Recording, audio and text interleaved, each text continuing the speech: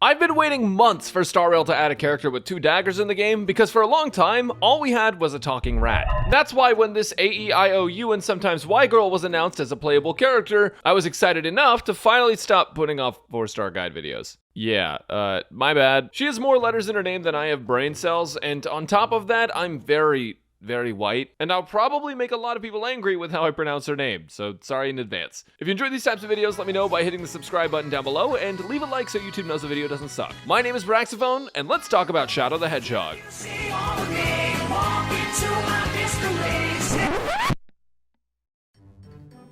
Chef Oliver's popped off with yet another banger design. They were really cooking when they introduced Zinnia from Pokemon into the game. But unlike Zinnia, who has the red accent to her outfit, Xueyi also has blue in her hair.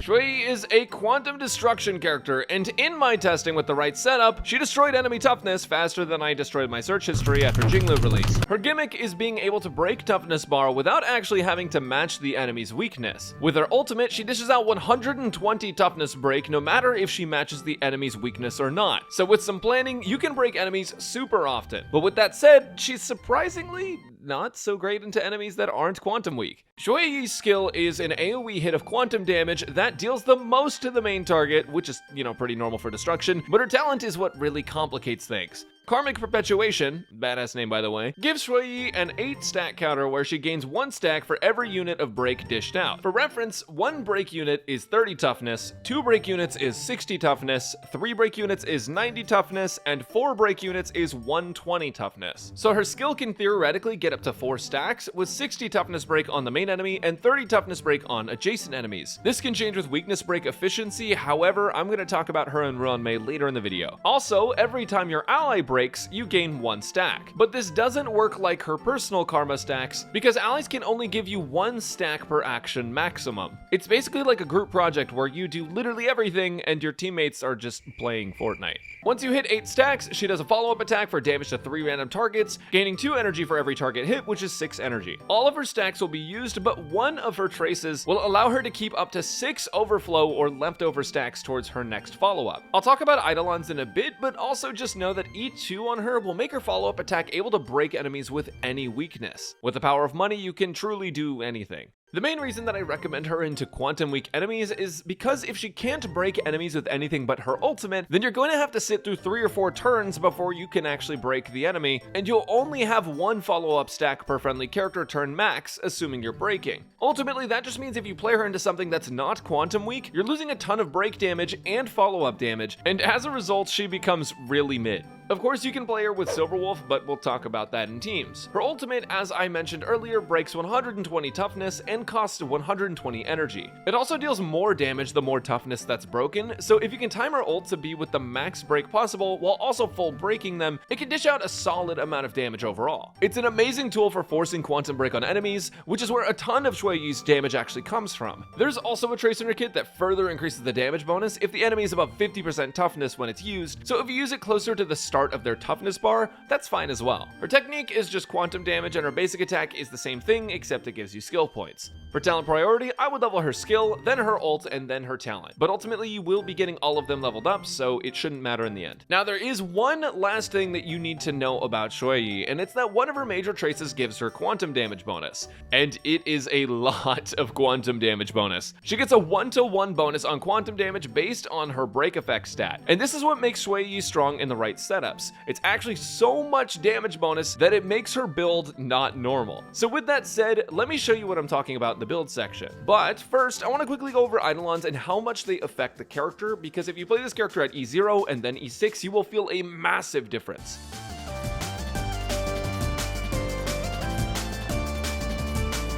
So unlike most E0 supports in this game, Xueyi feels really bad without Eidolons in high-level content. She's like the really old 3D glasses you'd get at 3D movies. You basically pay extra for them for the experience, and they're a jarring red and blue combo. If you're a sweaty gamer like me, you need your DPS to deal a lot of damage, and Xueyi, because she's a 4-star DPS, and because so much of her damage comes from break in comparison to your standard stats, she requires a lot more thinking to play for just less overall damage than other carries that are 5 stars. As far as 4 stars go, she's pretty damn strong. However, at E6, her damage output doubles. E1 increases her follow-up attack damage by 40%, which is a pretty big amount, but arguably her second most important Eidolon to her being usable in high-level content is gonna be E2. E2 is going to make it so that her follow-up attack breaks toughness regardless of the enemy's weakness, so it helps with getting more quantum breaks overall. It also makes her heal when she triggers her talent. E3 is going to be a skill and basic attack level up, and 4 increases her break effect by 40% for 2 turns when using her ultimate, which is a 40% damage bonus as well. E5 is ultimate and talent level, and E6 is going to be her best Eidolon overall, which is going to lower the karma stacks to trigger her follow-up from 8 to 6, which increases the amount of follow-up attacks you can trigger by a really significant amount. The fact that she heals and breaks toughness with her follow-ups at this point, while also attacking more frequently overall, and also the fact that she gains so many damage bonuses makes her E6 a huge difference from her E0. Now, to be clear, you can play her at E0 even in the highest level content as long as you've really invested in her. A lot of the footage that I'll be showing on this video is actually E0 footage of her. But getting Eidolons on her makes a really big difference, especially if you're going to try to main her. She won't match top tier damage dealers even at E6, but she's definitely strong once you get there. And to be honest, we're really lucky that she's on Ruan Mei's banner because Ruan Mei is an absolutely insane character. So, do with that what you will. I'm not going to encourage you to pull for 4-star Eidolons because, you are more likely to get Bailu than you are to actually get the 4-star Eidolons. Look, I know you, I know that's what's happening to your account, but if you do, Ruan Mei is a pretty solid character, and so is Blade, honestly. Next up, let's talk about her very, very strange build.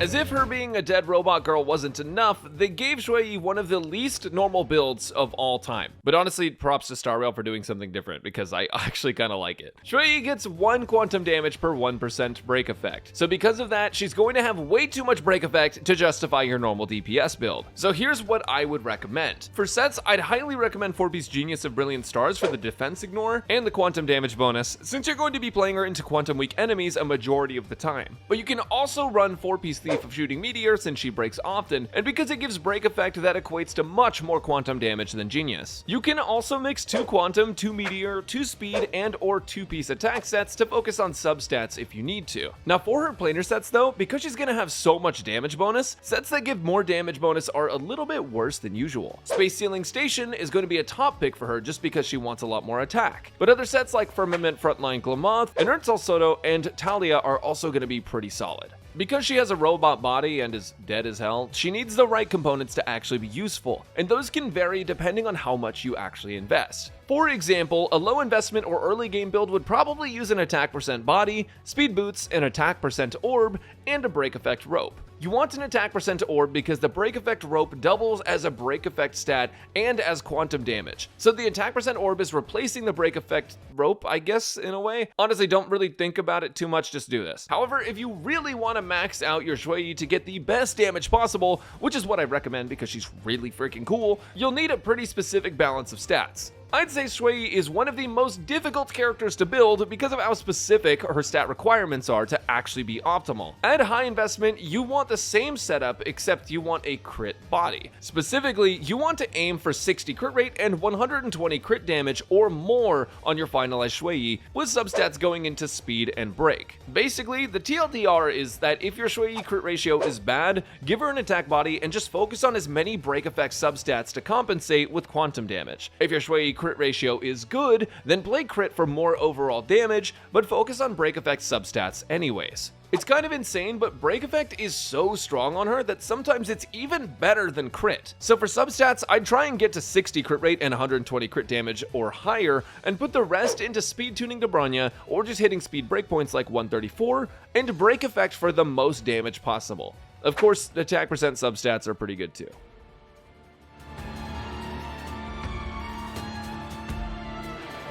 The strange build doesn't really stop in the relic section because a lot of the destruction light cones with crit that are usually very, very good on every destruction character actually don't end up being the best. On the Fall of an Aeon is a top tier light cone pick for Xueyi. It's going to be a completely free to play light cone you can get at S5, and it gives up to 64% attack at S5 as well as damage bonus upon breaking an enemy. Xueyi doesn't really have problems breaking, so no issues there, and it's going to be absolutely amazing on her. Now, Clara's light cone, something irreplaceable, also gives a decent attack bonus and has a higher base attack, so it can be a decent option if Aeon is already in use. Other great options for Xueyi are Under the Blue Sky, Moles, and a Secret Vow, with attack buffs usually coming ahead just because she's so oversaturated with damage, but usually high superimposition wins anyways. Now, one thing worth noting is that if you just need crit, the 5-star destruction light cones with crit stats can be the last piece you need to make her usable with a crit build. Light cones like Imbibitor Lunae's with using your basic attack, Bronya's skill, and then Xueyi's skill, Blade's light cone, and Jinglu's light cone are all great options if you just need those stats. I've seen a lot of light cone comparisons for Xueyi, and honestly, they're all different just depending on the assumptions that you make, how much you're breaking, the team that you're in. But the one thing that's very consistent is that On the Fall of an Aeon is always going to be a top tier pick. Rather than potentially give you guys a very skewed perception of the light cones, just know that all the ones that I listed were pretty good options. Now, the final thing that I want to talk about is teams, so let's get into it.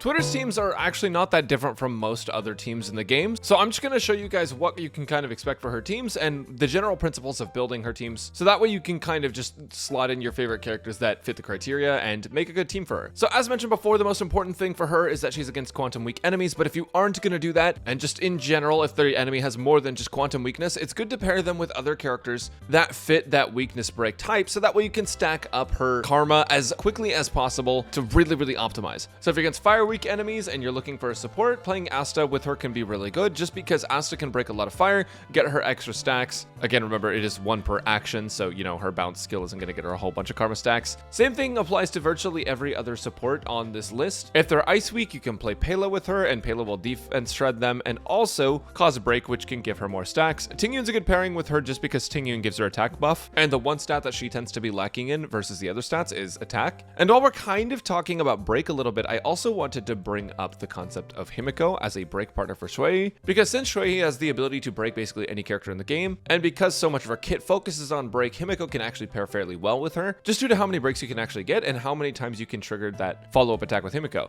Something else to consider is that the follow-up from Himiko will also trigger a karma stack for Xueyi, so overall, Xueyi and Himiko are a good combo. One of my favorite teams to play with her is Xueyi, Bronya, Pela, and then another character that is usually going to be a sustaining unit. I like Fushran here because she raises my crit rate, and the idea with Xueyi and Bronya, and the most important thing, is that you speed tune Xueyi to Bronya, so that way Xueyi goes first, then Bronya, then she can skill and Xueyi can come back out. With a fast Pela, skill points shouldn't be an issue, but if you ever run into an issue where you're not going to have enough skill points to skill, and then skill again, you can go ahead and basic attack with Xueyi, skill Bronya, skill Xueyi. That way she at least gets the buff from Bronya to enhance her skill, and you still get more energy overall. You can also run a mono quantum team, but I think we have to wait until Sparkle is out for that, because Sparkle is going to be a quantum harmony, and they're probably going to be the missing puzzle piece to really make a team like this shine. You also technically could run 2 DPS, but I do think skill point management is a little bit iffy, especially if you're running Silverwolf, because Silverwolf can end up being a pretty SP heavy unit if you're not in single target. So I would look forward to Sparkle for this team to actually be good, because if you run 2 sustaining units, you're not meeting that DPS check for 12 with Xueyi. I'm sorry.